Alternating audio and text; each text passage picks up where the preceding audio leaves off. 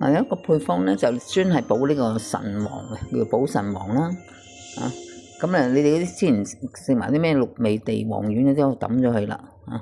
咁啊，唔好用嗰啲啦。咁咧就係用呢咁嘅天然嘅配方。嗱，你哋如果唔記得就寫得去啦。覆盆子可以加呢個咁嘅淮山。咁你可以譬如你頭髮啊，就成日有好多白頭髮啦，或者成日好善忘啦。呢時候拎咗條鎖匙明明拎咗嘅，突然間轉頭咧又唔記得咗好善忘嘅咁你可以就將呢個咁嘅覆盆子啦，就加埋嗰個咁嘅淮山啦咁覆盆子咁你可以10至12克啦咁淮山就自己落啲啲啦，咁冇話特別係咩份量嘅，咁即係因為中藥通常都係幾克噶啦，咁你咪覆盆子落10至12克到啦，係啦，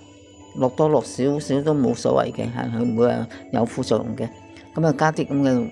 淮山咁補翻個脾胃淮山補脾胃啦。咁嗰個覆盆子咧就係補腎啊嘛，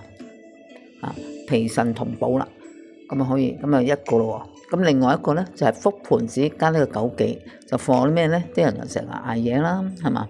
咁成日諗東諗西啦，思慮啦，好多嘢諗啦，咁可以呢個覆盆子加埋個枸杞啦，枸杞係又補腎又明目噶啦，咁加埋個覆盆子又補腎嘅，咁你另外一個組合咯。咁另外如果有啲人咧佢夜晚黑成日要起身去洗手間啊，又或者係嗰個手腳冰冷好嚴重啦，同埋咩啊？就係一個係佢嗰個咁嘅菠蘿蓋，即係膝啦膝腰酸軟啦，係好嚴重嘅，都可以用呢個配方，就係呢個覆盆子加埋呢個咁嘅叫做